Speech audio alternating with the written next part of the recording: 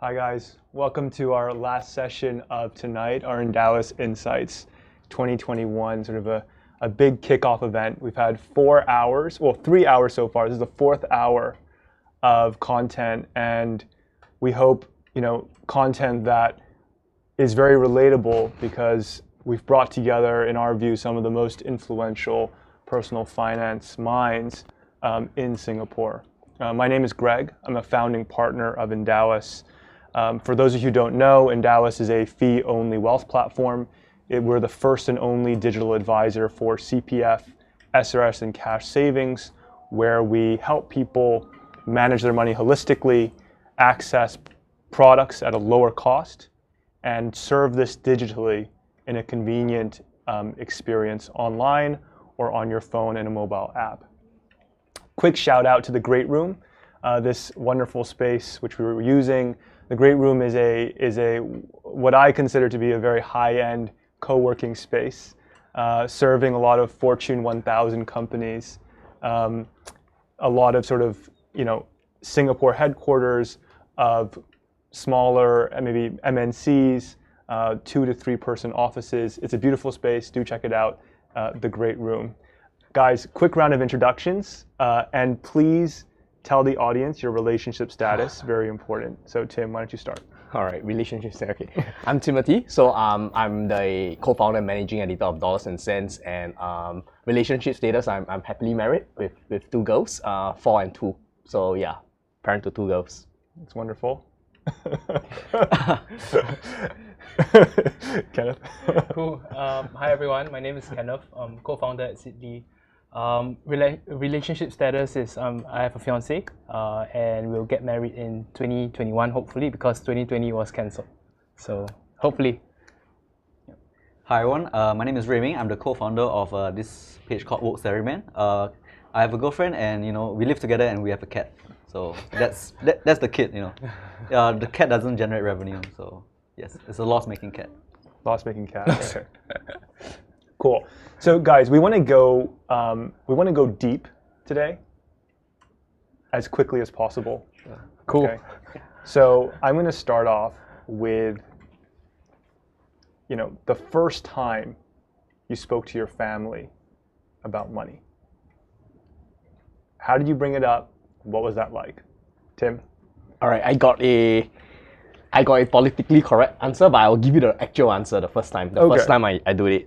So what I actually did, I think this was back in 2021, when I was 21. I think that was the age where you can open a stock brokerage account on your own. So how I actually approached the situation was, I have been thinking about investing for a really long time. So I knew my mom had some stocks which she didn't, which she just forgot she had. It was just a few $1,000s.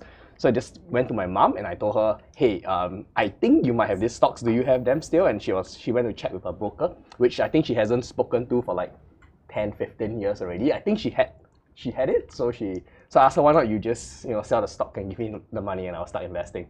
And that's what I did. That is the first time I make an investment. And she wasn't worried about you? No, she wasn't she wasn't investing for many years already. It was just some stocks that she bought, like 10, 15, 20 years ago, and it was just there. So that's how I started my investment journey. That was some of the money. I had some savings, so I also put in a bit of investments as well. Okay. That was the first time. Okay. Kenneth? Well, the first time that we spoke about money was when I was in primary 1, getting pocket money.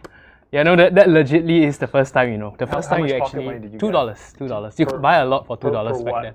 What? Just one day is $2, so one week. That's a lot. Yeah, that's really? I thought it was quite really. Wow. Oh, okay. 50 cents. Yeah. Okay, but so it's 1 week is $10 lah. So Wow, you could okay. maybe buy a lunch and a snack, something like that.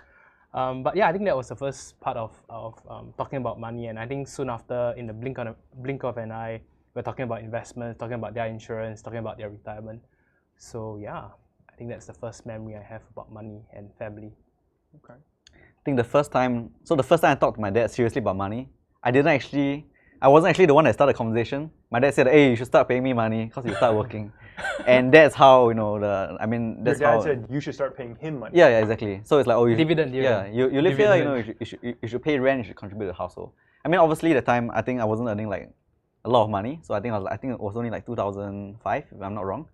And then like obviously to give him like $500 every month was obviously quite painful. But I mean, Oh, so you actually paid your dad? yeah. I mean, yeah, but you know, like Asian parents kind of like my house, my rules. So you just have to follow the rules. Yeah. Do you still live at home? No, I've moved out since, and I have not paid my dad rent for a while. Okay. Yeah, but I pay him allowance. So Okay, so it seems like you guys started investing in the stock market at an early age. You with some of your mom's money and personal money. Yeah.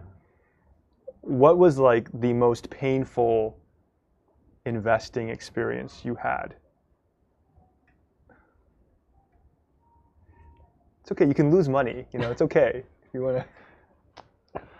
Maybe I'll start first. So I think for myself was back then when my first ever stock I bought was a stock that my brother recommended me, which is a local food and beverage company. I won't say the name, but it was very bad because there was a lot of FOMO. And he was saying that it's going to rise, and I was like blindly believing. And I took out some of my portion from my NS savings, national service, and I passed it to him, and I lost money on that first investment.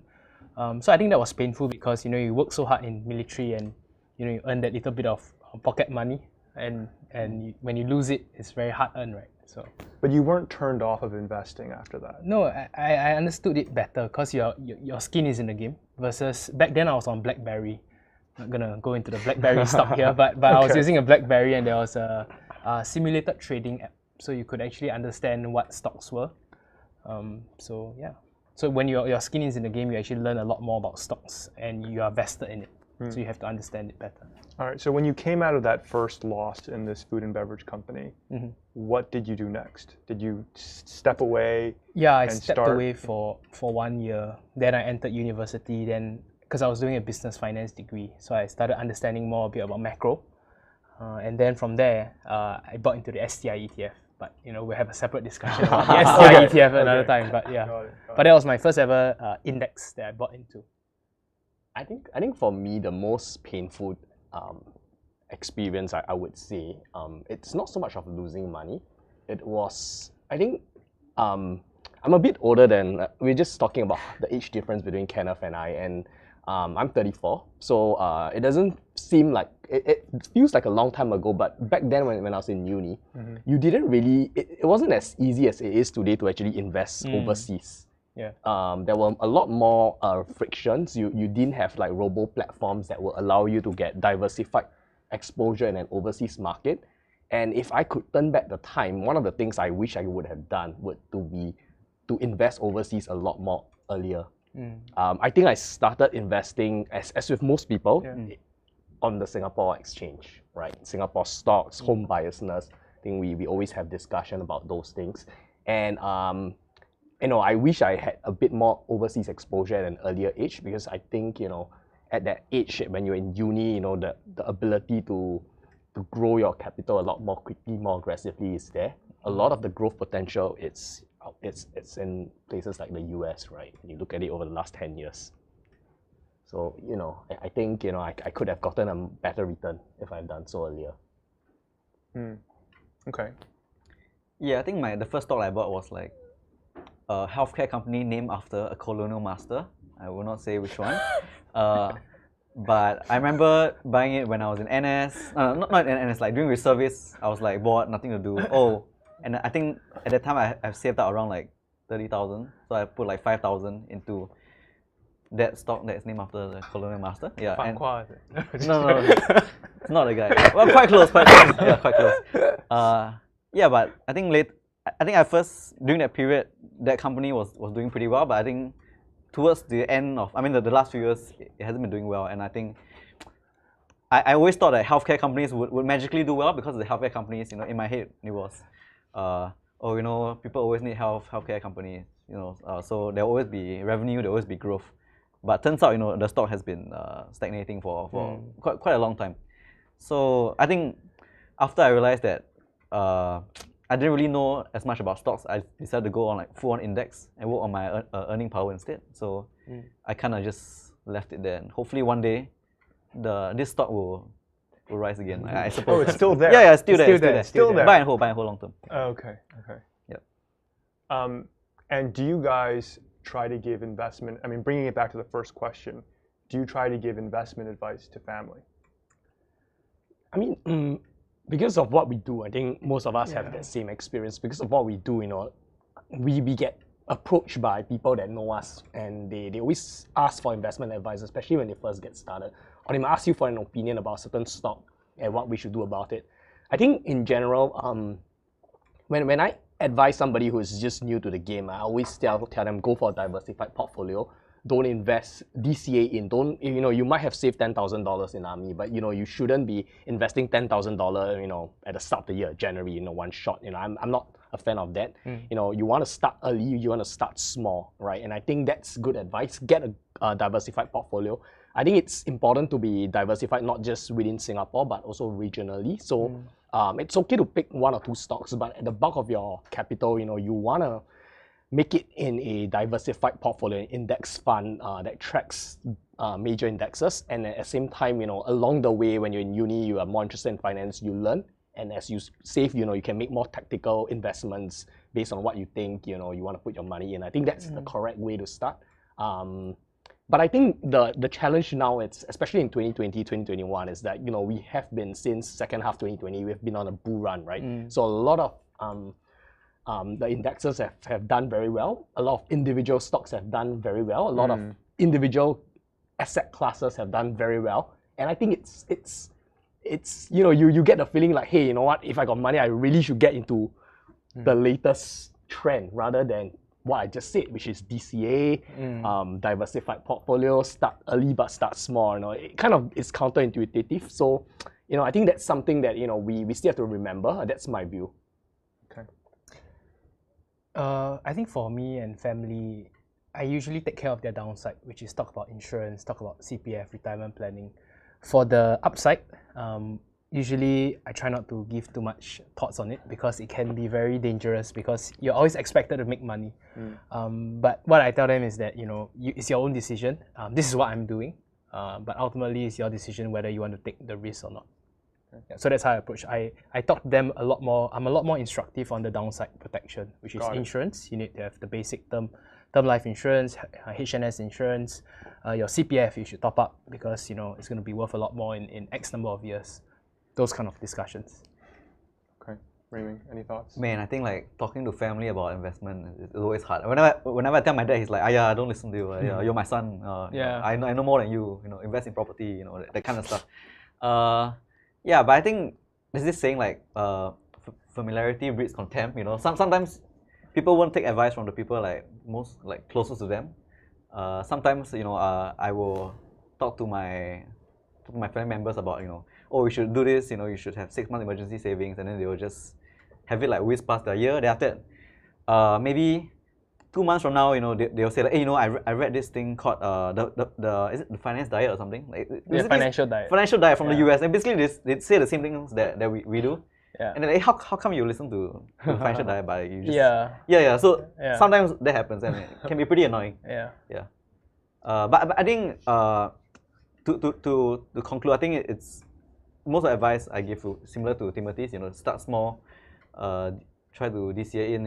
Really for most people, the index would suffice, honestly. I mean, I just would say, right, the most common questions you guys would probably have received in 2020 would be, should I invest in Tesla or should I invest in Bitcoin now, right? And you can't really give a good answer to that question. If your dad asks you that question, no matter what you say, right, it's a loaded question. You might get your relationship sour if you give it the wrong answer.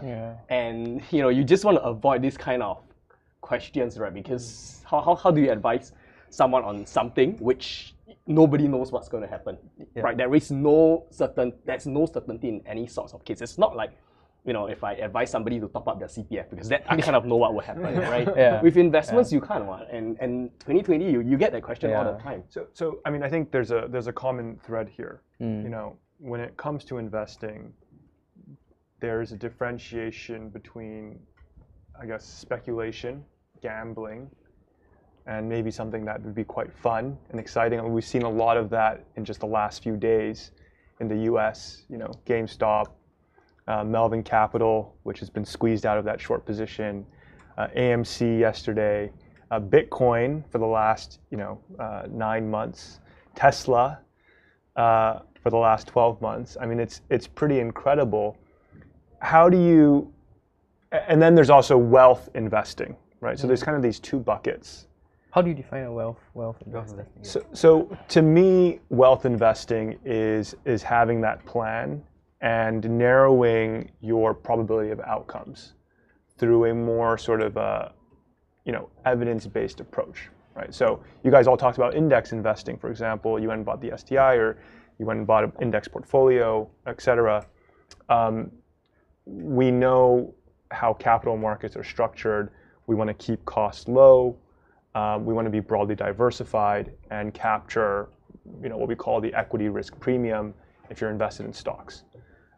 Get a higher expected return, volatility, but we kind of know what that volatility will look like. So how do you sort of bucket these two things, right? And you guys all said FOMO, right? And FOMO is like, it's annoying. It's annoying when a stock goes up 3,000% and you're not there, right? So how do you control this urge? I think when it comes to speculating or investing, you just got to ask yourself, what's the reason why you want to invest in a certain company or a certain asset class, right? And if the reason for investing is because other people are investing and the prices have gone up a lot over the last 3 months, or even nowadays we're talking about days, right? Days, hours. Then chances are you are speculating, let's be real, right? Because companies or asset classes don't appreciate in value over a matter of weeks, months, or days, right? It takes time for a good, solid investment to grow. It's like planting a seed in the ground, right? It takes years to grow, and it takes years for you to realize your returns, right? So if you're investing because other people are investing, if you're investing because you're worried that the ship will sail, that's probably speculation. And what I would say is that, as with all speculation, trends come and go, right? So this year you have Bitcoin being the trend. It could very well do well over the next 5 years. I don't deny it, but there's always going to be something else a year from now, 2 years from now. And are you just going to chase every trend? I mean, if you are, then you pretty much are speculating, right? So I think that's one thing which a lot of investors have to ask themselves today, right? Because at the end of the day, when we invest into a instrument and asset class, how is the asset class going to give us our return? Is it because the company is profitable and they'll give us dividend? Is it a bond investment that gives us a coupon payment? Or is it just so that someone else, maybe I buy today and Gregory buys tomorrow, and then I will sell it to him? Because if that's the case, then it's a bit dicey there. It's a bit risky, I would say. Okay. What do you guys think about speculation? So I play this game called Call of Duty Warzone. It's a great game, by the way. And the moment I realized that I have a group of friends, so I don't know if you're watching, but the moment they started talking about the stocks which you mentioned, I was like, oh wow, this is weird, because they've never ever spoken about personal finance, but they're talking about a stock which all of them got in. Then I was like, wow, okay, that's crazy, right? I mean, if someone's first investment is GameStop or Bitcoin, I'm gonna have like serious doubts and question marks, because it's a lot of risk that you're taking, and returns could be 1 day, 2 day, but you could be on the short end of the stick, right? So if you don't want a roller coaster, right, choose an index fund, a robo-advisor even, right? Just a bit longer term view on growing your money. I think like speculation is great, but only if you you speculate like responsibly. So I mean, if you have like 100,000, you just put 5,000 in GameStop. Yeah, I mean, that's reasonable. And it works. The thing about speculation is it's like a symptom of like short-term mindset. So you're chasing like the short-term gains, and often I find like the people who chase short-term gains, they also spend their money like pretty quickly. I think having like a long-term mindset, doing it slow and steady, might not see you get like fast results. But in terms of retaining wealth, I think a long-term mindset is a lot more powerful than speculative gains. And I mean, it's the same reason why many lottery winners eventually spend all their money. So it's all about habit, actually. So even if you become very rich through speculation, there's no guarantee, or like I'll be concerned if you start to spend like a lot of money after that, which is what like a lot of people do. But I think the bigger question here is like it's become so easy to start trading and investing as to what Tim just shared, right? Like back then, honestly, like it's so hard, right? difficult to just get an account to start. But now, because we also see the SEO trends and everyone is online brokerage opening, which is the best online brokerage, which is the cheapest online brokerage per trade. And I'm like, okay, that's interesting. Like everyone is getting into it. Gamers, then they go in with the gaming mindset. It's the gambling mindset actually, right? Because you want to win fast. Yeah. I mean, I don't want to make it sound like a bad thing, right? But in the past, right, I don't know if you guys experience it. When you want to open a brokerage account or a trading account, you literally have to go down, take a bus to City Hall. I was at Buona Vista. Oh, Buona Vista for CDP, right? CDP. You got to like fill in the forms, and then like there's tons of forms. Correct. It takes a day, like you got to take off work, right? Nowadays, I mean, I just the faster you open, the better, right? Nowadays you use My Info, 5 minutes. I'm not saying My Info is a bad thing. I think it's a great help. But using My Info, you can open a trading account in less than a minute. So I think, and that's just Singapore. In the States, Robinhood, right? Like it's like it's a very game. faster. Yeah. It's a game. It's become a massive game that access to capital markets is just anyone can get access. So I don't know. So do you think? Do you guys think that this access to capital markets? I think it's great that people can access capital markets, but is there another side of that coin? And is it dangerous in some way? I think we'll probably see a lot more like volatility, because there'll be a lot of like new money flowing in, coming in from inexperienced investors, and I find like new investors, they're often very susceptible to emotions. So I do think moving forward, the market will have like a lot more ups and downs, like not just massive gains but also massive dips. And I guess as I don't want to say normal people, but like the people who try not to be like that, I guess we just have to deal with this new reality. Yeah. There is the flip side of the coin. So the good thing about access to capital markets is like what you guys have done, which is people get into things that maybe last time only the high net worth were able to get into, like index funds and dimensional and everything, right? But the flip side is that on the stock picking level, it's also open up access entirely, that you could just press a button and there's confetti that appears on Robinhood when you make a return, and then it's like casino. So mentally, I think it's not great, because I've traded in the past as well, and you can't sleep at night because you don't know whether you're gonna have a margin call, for example, or you're gonna lose everything overnight, right? Then, so I think it's just this direction that we're going into. We just have to deal with it as a. Yeah, I think my only hope is that people don't invest for the first time and have a very negative experience and then be turned off from investing forever without being able to sort of have a much more methodical investment approach, which will lead to, better outcomes, likely, on a probability basis, right? Probabilistically better outcomes, because at the end of the day, any single stock returns can be quite random. Every day $500 billion traded around markets globally, trying to set these prices. And when I think something will go up more than something else, I am setting a price. But it means that the entire market, I'm basically going against that entire market. And as a result, if we look back at history, over pretty much any 10-year period, very active trading doesn't usually end up beating the market, especially after cost. So it's a bit scary, I think. It's a little bit scary. I hope people don't lose money that they need to live well on. Right? I think that's the most important thing. When you guys set sort of financial goals, is your goal based on a number, or is it based on a reason, or how do you guys think about that financial goal setting?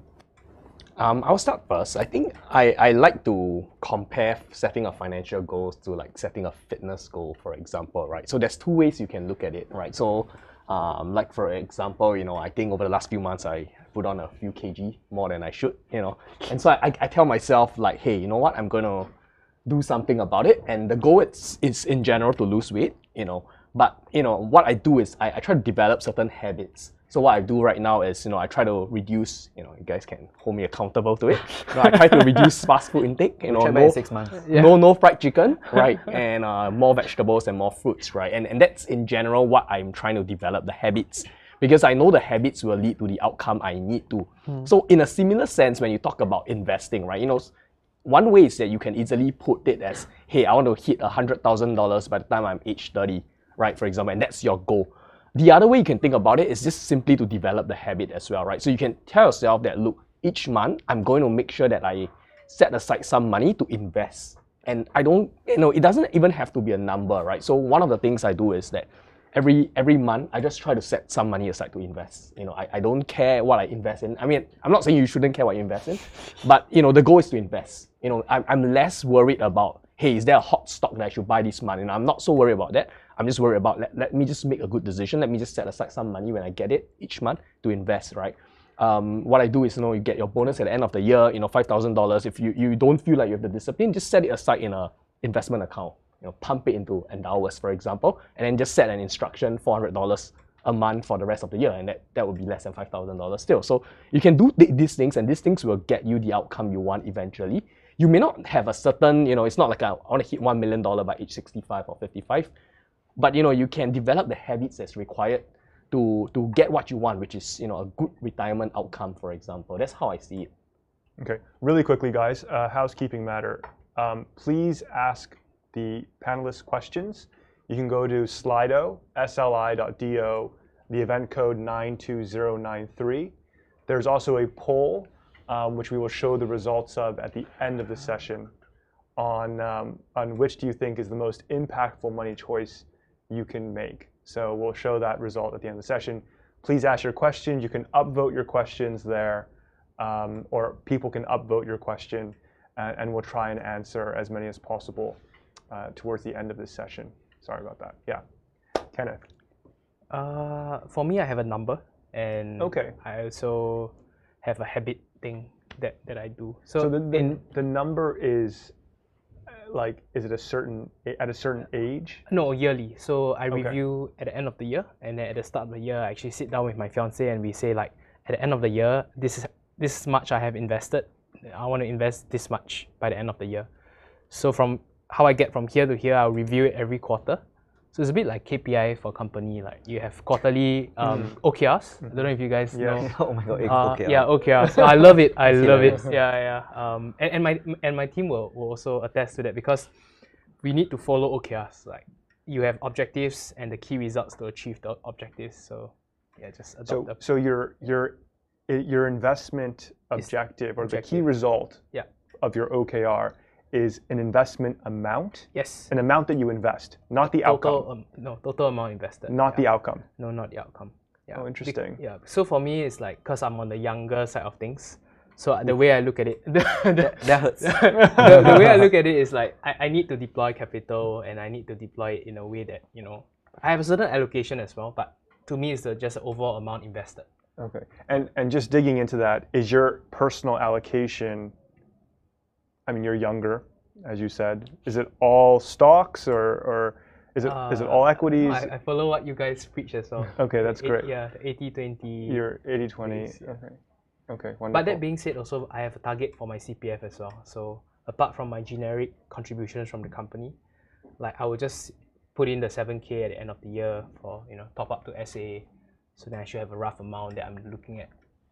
Oh, wow. OKRs. Really. It OKRs. works. Super exciting. It takes you 1 weekend to do. Objective Kenneth result. Yeah. It works for weight goals as well.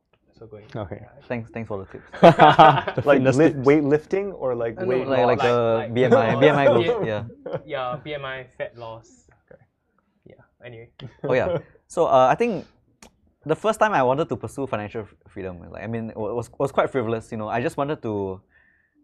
During the first day at work, I realized that actually work is pretty sucky, you know. And I calculated that, yeah, and I calculated that, you know, if I save 100,000, if I generate like 4,000 from that 100,000, then I could technically, you know, take 1 month off every year. Then I just had to do it like 5 more times, and I could work, you know, I could rest 5 months every year, and then, you know, still have that money make it for me. So I think initially that was how I planned it. Along the way, you know, I start to realize that, you know, actually 4% is sometimes might be too optimistic, and, you know, I've since, you know, tried to go for like 3.5% or even 3%. You know the 4% rule? The withdrawal rate. Yeah. So now I try for like a 3% withdrawal rate instead. That's very conservative. Yeah, I know, but, you know. Woke is woke. Hey, you have to be careful when you use that name. Just alone, you have to say Woke Salaryman, you know. If not, it's not safe to use. Yeah, thank you. I can't remember the rest of the question. Oh yeah, financial goal setting. Yeah, so I think like Kenneth, like I also review it like okay, maybe somewhat more intensely. I have this like Google Sheets that I maintain every week. So every week I'll just I'll just like maintain it, and it's quite cool because like I have maintained this Google Sheet like religiously for the past 6 years, 7 years now. And like sometimes I just go in and like look at where I was in like 2016. Hey, I was back then. I actually come pretty far. You need to celebrate. So you can it allows you to like celebrate small wins. So in a way, it's kind of like Tim's habits also. So, you know, it's just like small habits that you like give yourself like little moments of pleasure. If I might use the term. Every week is quite often. Yeah, but I've since I mean, I think once your net worth like crosses like a certain level, you don't need to track as much.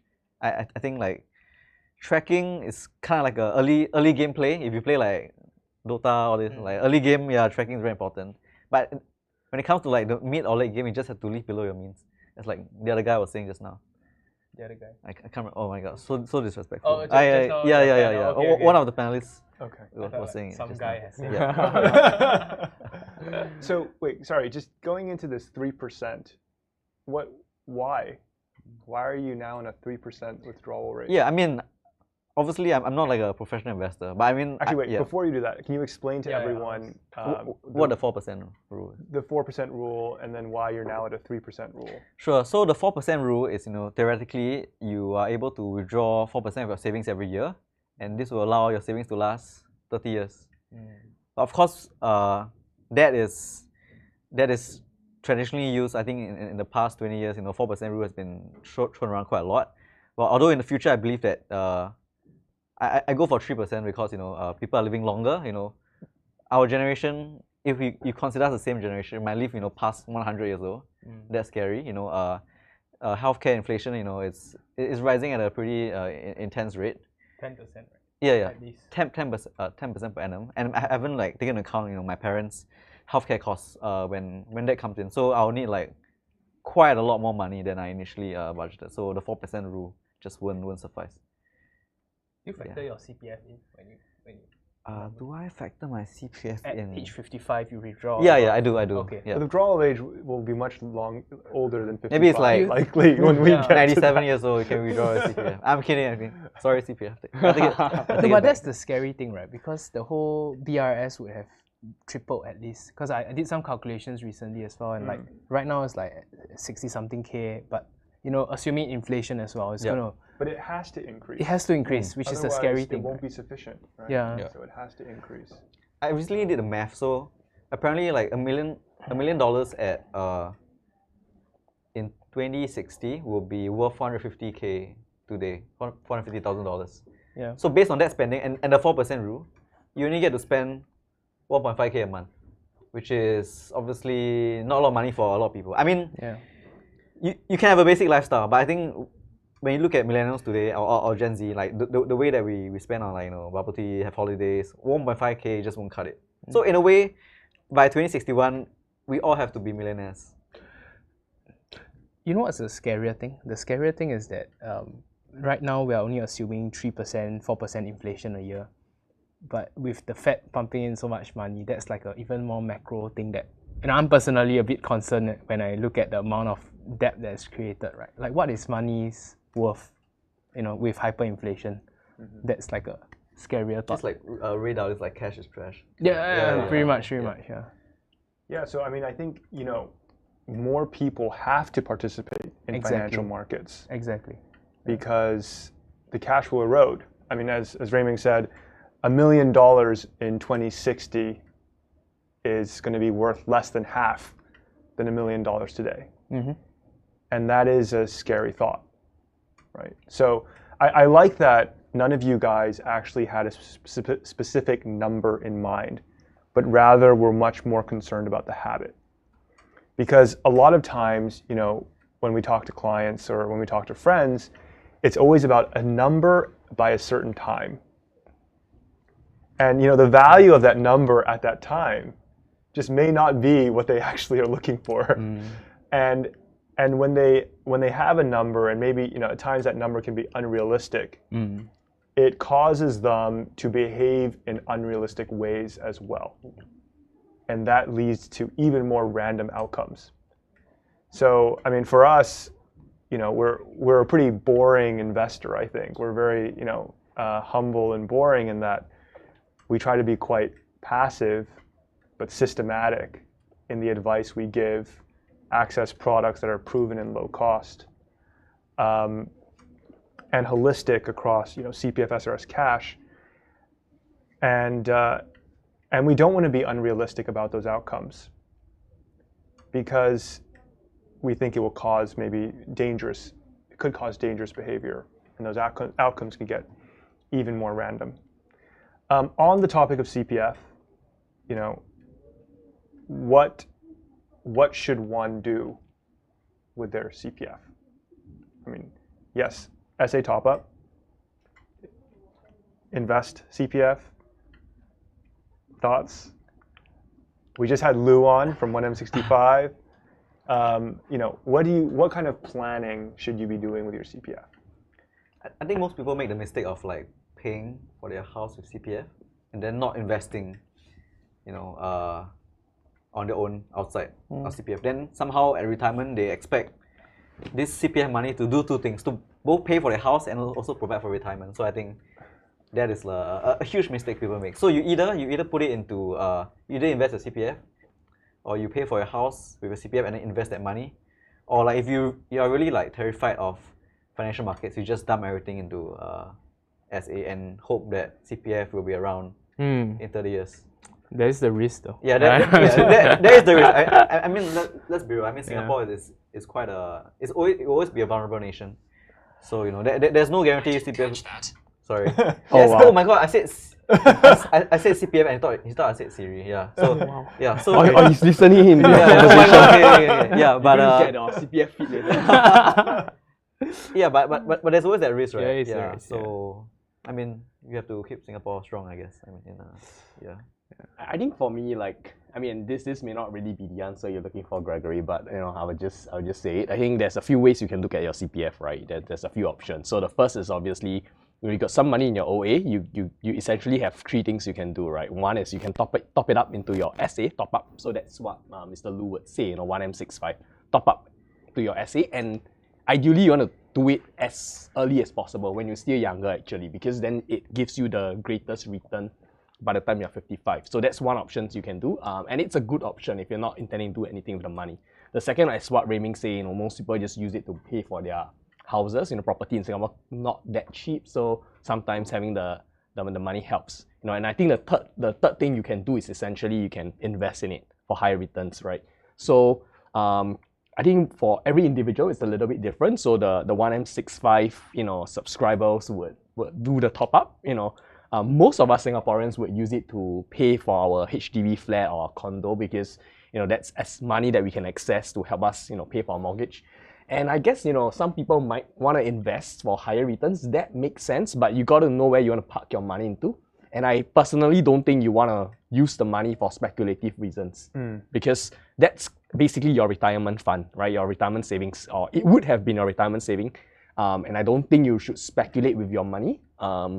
So I think those are just the three options in general. Yeah, I think the critical word there is speculate, which we talked about earlier. But the difference between speculating and sort of an evidence-based wealth building approach of being, again, diversified, low cost, and investing at a level that you can tolerate, right? I think a lot of people think they can tolerate the volatility of equity markets. Equity markets will go down by 50% once every 30 years, and you will not know when. And if that makes you scared, then you should really think twice.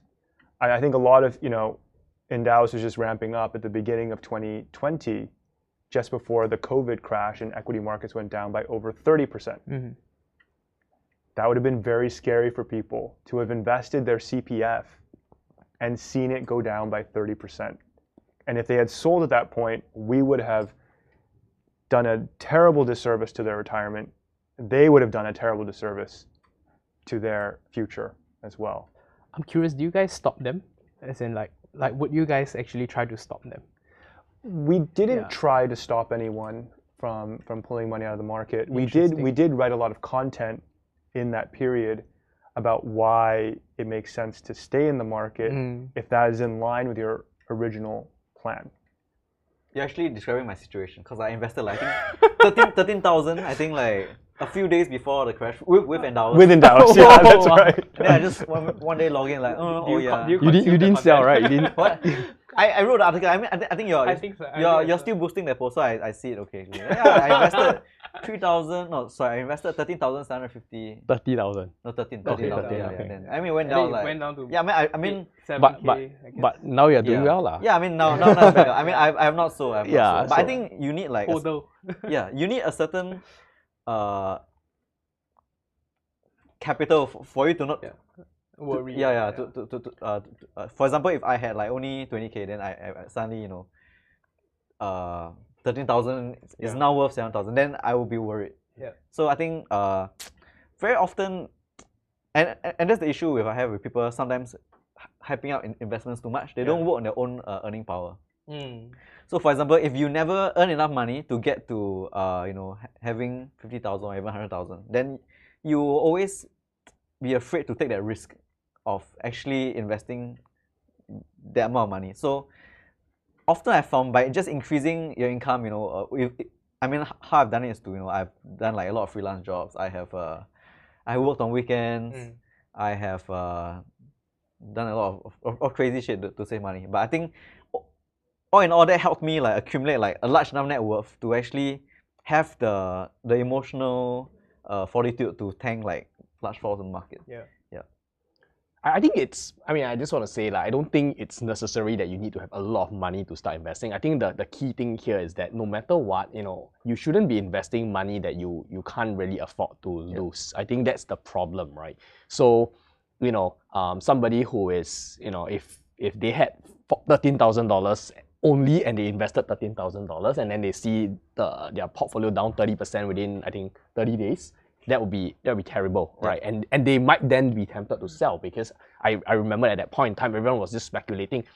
Markets, it's just the beginning, right? Because COVID just started, it's going to get worse before it gets better. And you might be tempted to sell, but because, thankfully, I think for many of us, and I guess for some of the clients as well, that there is it's very long-term in nature, so we don't really bother to think about it so much. In fact, some people I know, they actually invested more. And they DCA in. The recovery was way faster than any of us expected. I still remember people were waiting on the sidelines. If I'm not wrong, I am not exactly sure, but I think if you have missed that March to June period last year, everyone is sitting on gains right now if they have just DCA all the way. But if you have missed that March to June period last year for that just 2-3 months, and you didn't invest during that period, you wouldn't be doing that well. Already, right? So doing well. Yeah, you'll be doing okay. You may have recovered from your losses, but you wouldn't be making a decent gain. And I think it just goes to show you can't really time the market. People think that they can time the market, right? Who would have expect COE prices right now to increase from 30,000 to I think 50,000 right now? No one would have expected the COE prices in a recession to jump by close to double. And I think that just goes to show how little we can try to outsmart the market. But if you have just committed to investing, not selling your investments, you would be in a really decent position right now, like Ming, You actually just describe my situation again, because like even though my Endowus portfolio like took a hit, I went to buy like the index. Like I think at the bottom, I think it was like 251 or something, the S&P.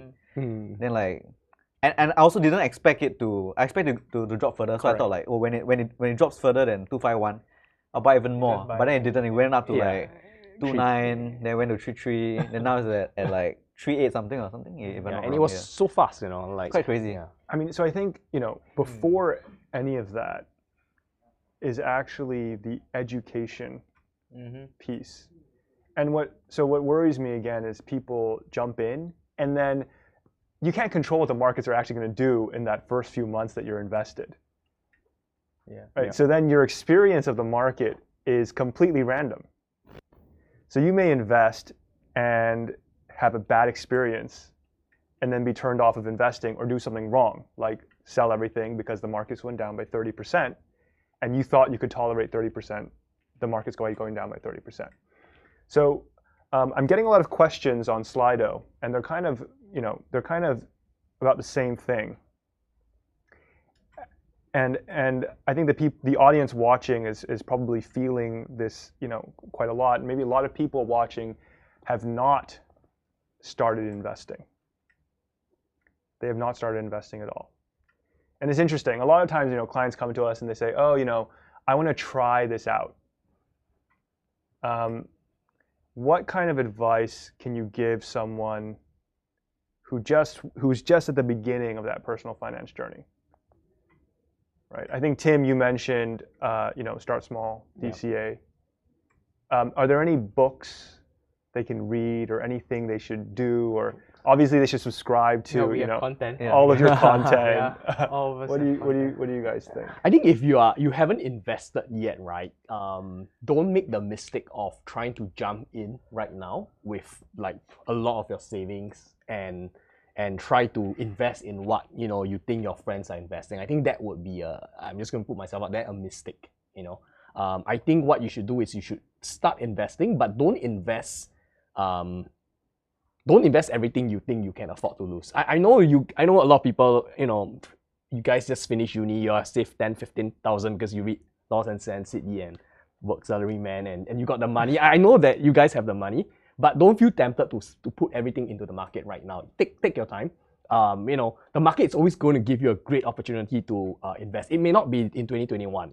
I mean personally, I remember because I graduated in 2012, right? So 2012 all the way to 2020, there was like the euro debt crisis, the China stuff in 2015, but there wasn't really a huge SARS GFC kind of crash, right? So then that whole mindset of man, if I've started investing in 2009, I'll be sitting on great profits, right? But one thing I realized is that the market will always give you a chance to go and invest at the dip if you want to. The crash will come sooner or later. But one thing I realized is that when the crash comes, a lot of people don't invest, even though they have been waiting for years for the crash. In fact, they get worried because they were on a 2012 to 2020, the markets were always doing well, right? In the last 7 to 8 years, we were sitting on profits. Suddenly, everybody's portfolio went back to flat again, right? And in the rate, and people were afraid to invest, but they should have invested. They should have just continued, and the market will always give you a chance to invest again. And I think that's my take about things. Don't invest too quickly. Not sure if that's what Gregory. He looks like he's. I mean, so my problem is it's very hard to time the market. Yeah. So the opportunity will come, but my concern is, will it come? Like, okay, so what is an opportunity? Let's say the market goes down by 20%. Let's call that an opportunity. Yeah. Will it go down by 20% before it goes up by 40%? Which is why you should continue to invest a regular amount and not just time the market by saying this is as low as it will go, let me just invest everything, right? Correct. Yeah. So let's say we're right now, like today, just assume we know where the markets are today. They're near all-time highs. They've pulled back a little bit the last few days, right? I'm new to investing. Now, I mean, we all say, okay, the markets will go down at some point. They'll go down by 20% some point in the next 5 years. I mean, maybe I not. can say that with like decent confidence. Okay. But how much will it go up from this point until it pulls back? Yeah. And how can I deploy and get into the market? Right? What can I do? I'm new to investing. So just assume that I'm new to investing. What can I do right now? You should start investing a small amount, I feel. Okay, but you know, like what is small? Like give me a percentage. Like help the audience out here. I'll just give an example. If I have like say $10,000 in saving, and I just started work, so I know I'll be saving a little bit more each month. I would try to deploy my $10,000 over the next say 8 to 12 months. And then obviously each month I save some more, so I accumulate my next $10,000. And then that's what I would do. Yeah. Yeah, I think we live in a social world online. So I would say join a community, but I wouldn't say join just all community, but I would say join any community. Any community that resonates with what you feel is the right way for you to invest. Because honestly, just in the last few days, I was super curious about Wall Street bets. I went in there and I immediately had the FOMO because everyone there is talking about it. Is so you join a Reddit? It's a Reddit. You just join. It's a subreddit. So it's like a sub community within like Reddit, right? And you realize that the more you consume such content, even on YouTube, right? Video after video after video is recommended to you. These are the 5, 10 baggers, multi-bagger stocks that you should look at now.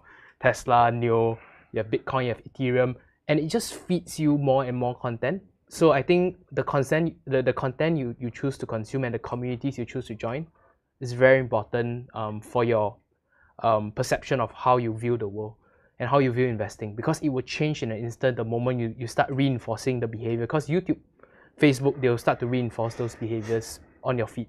So for better or for worse, the community you choose is going to be critical, Super right? Yeah. The average of like the 100 people you hang out with. They say 5. Or the people you follow on Facebook. online. Yeah. Online we are 100, or now you don't even need to know them. YouTube doesn't even know you, or rather you don't even know the people commenting in YouTube, but YouTube knows you better than yourself. YouTube knows you. So that you get fed content and over again about all these stock tips, then you start feeling, everyone in the comment section is jumping in. So I think the community is really, really important. Yeah. Any community you join. Yeah. Okay, so just be careful about the community you join, right? Yeah. But I mean, there's so many communities. Like, where can I find sort of some truths? It's not easy. Yeah. You have to form your own perception at the end of the day, right? Because viral things may not be things that is fundamentally true, as seen with the recent rally, right? Okay. Because there's no fundamentals in that company, and as far as it's rocketing, it's like a revolt against the hedge funds, and but I think you have to make your own judgment at the end of the day. So like investing in yourself, it's cliche, right? Yeah, I think it's what you're gonna say, right? Yeah. I think like you should read as widely as possible. Read even the people that like, sometimes they will read articles and they're like, shit on them, like, so simple, this I know I would have made like 9,000 in profits by now, but I think really like the best investment is really in yourself. Like a lot of people look at investing and they think it's like some magic thing that will turn their, if I say like very average salary into like huge returns. But actually what is more useful is that you think of investing as kind of like a companion that will help you out like the later on help you on later on in life, but in the early stage it's not so strong yet, you know what I mean? Yeah. So you have to kind of feed it with your own income first. And if you never grow your own income, you can never feed this like machine that will help you in your old age. So really you should concentrate on your main job and probably do passive investing on the side, at least for the first few years of your working life. Because if you don't do that, what's the average lifespan of a employee now, I mean, nowadays with like this AI, this disruption, you could lose your job in 15 years. I mean, yeah. So make hay while the sun shines. Put into investments and let like the late game play, take effect. When you have enough capital. Because if you try to make a lot of money quickly very fast, it often doesn't work. Sure, there'll be people shouting out like, "Oh, I made 10,000 this month from trading," but think of the survivorship bias. how many people are actually making the amount. So another thing is that winners tend to shout loudly. You know, when they lose like 10,000 bucks, they're probably like, oh, retreat back. Oh my god, I'm a loser. It's really Sorry, true. no offense. Yeah. Yeah. No, it Actually, is yes, really offense. true. Yeah. I think it's just hard to be excited about what Rayming said, you know, Yeah, which it is is, like work it harder is. at your job, try to earn passive income at the sideline, invest in yourself. I think it's great advice, but I think the problem is that it's just hard for people to get It's not excited sexy about it. advice, But that said, you know, investing is not, I mean, you know, it's like I say, growing a tree, right? If you shouldn't be waiting there looking at a tree grow. I mean, it can't be, right? But that said, you know, how exciting is watching a tree grow? It's not that exciting until 20 years from now, and then you see the tree, and then it's like, oh wow, I remember the day I planted the seed. I mean, the powers of compounding are really crazy, right? I mean, if you think about a very average long-term stock market return, let's say 7 to 8%, that doubles every 10 years. So in 10 years, that's 10,000 to 20,000, and then in 20 years, that's 20,000 to 40,000, and in 30 years, that's 40,000 to 80,000, and then 160,000.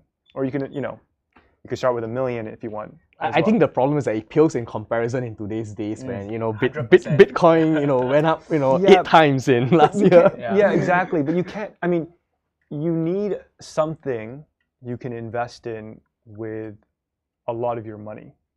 Because if you only make, okay, let's say you did invest in Bitcoin, but you invested 1% of your money. Okay, yeah.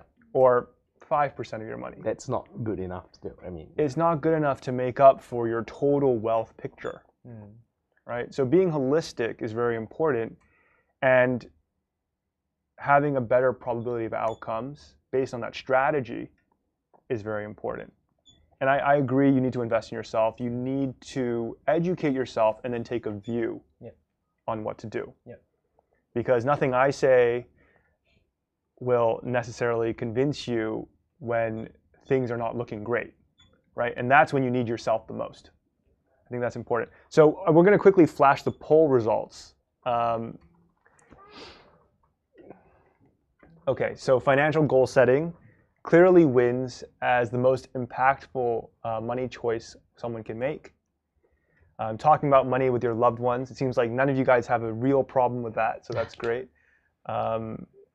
I've always, I think it's always been a bit awkward for me to talk to my parents about money.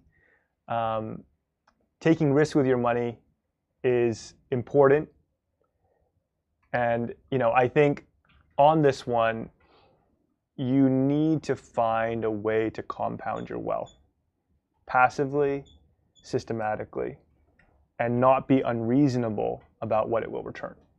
So I think, that is important. I'm not saying don't speculate. Like, you can have a speculative bucket, but just know that it's a speculative bucket. Like, don't try and say, oh, my money goal is $1 million, and I'm going to speculate my way to that $1 million, because the odds are against you for sure. Last round, any 2021 sort of New Year's resolution around personal finance for yourself? I was actually looking at because we had a video call before this, I was looking at Kenneth's jawline. I was like, damn, I don't lose so much weight that my jawline becomes like that. So I mean, by being healthy, becoming fitness, that's like an investment on my health. So probably that would be my main goal, because health is wealth, right? Health is wealth. Yeah. Are we talking about like generic goals? It doesn't have to. I think you guys are all pretty active about your financial goal setting. So 2021 sort of resolution can be financial or not. I mean, to me, financial health is holistic. Mental health. It's mental health. For me, get married. I think that's a big one. That's a good goal. Because we postponed it from last year, and there's a lot of spillover and a lot of mental overheads, right? So hopefully we just get that done, and it's a good thing to have in your life. It's a big life decision. We've saved up a lot for it, so we will continue the fund, let it compound as well. I think for me, 2020 has been challenging for a lot of us who are working, work from home, having to deal with not just, COVID, the health crisis, as well as being that whole circuit breaker, staying at home, mental well-being is challenging.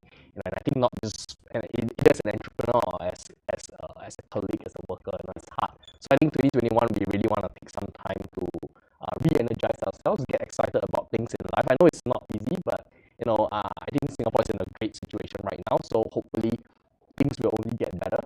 And I think 2021, I think we want to focus on our mental well-being, spending more time with the kids, spending more time with people, your loved ones, especially during a period where a lot of us get to work from home. If I make like a semi-controversial statement, I do think as long as your investment returns don't exceed your income, for most people their goal should be increasing their earning power. Career. At least like for the early part of life, maybe like the first 5 to 10 years of your life as an employee, improve your earning power first. Then after that, you can start to invest speculatively. You can buy Bitcoin, you can buy Tesla, you can buy GameStop. Go ahead, but you must have that capital available to you to even do that responsibly. Yeah, and I think that's a good point, because if you are invested responsibly, at some point your passive income should surpass your work income. And I think a lot of people, and by passive income I don't mean your net worth, I mean the income you generate on your net worth.